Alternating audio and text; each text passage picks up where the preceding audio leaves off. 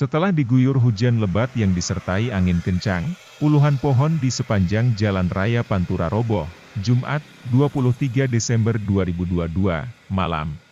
Tak hanya itu, hujan yang berlangsung sejak pukul 15 hingga pukul 0 WIB tersebut, juga menyebabkan genangan banjir di berbagai wilayah Situbondo.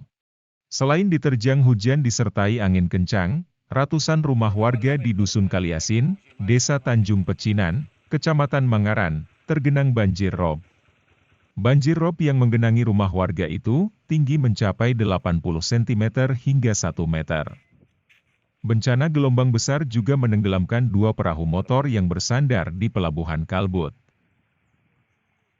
Tadi malam memang terjadi yaitu angin kencang dengan hujan deras dan juga ada gelombang rob sehingga menyebabkan beberapa pohon tumbang yaitu di Jalan Pantura baik dari arah Penjuru sampai Penyu Putih dan juga terjadi gelombang rob. Jadi ada perahu yang tenggelam dan juga masuk ke pemukiman penduduk serta ada infrastruktur yang rusak.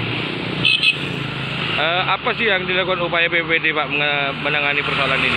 Kami tadi malam sudah berupaya itu penanganan pohon tumbang di jalan-jalan untuk mengurai kemacetan dan juga monitor terjadinya gelombang rob dan kepada masyarakat agar tetap waspada dan juga dengan adanya cuaca ekstrim ini.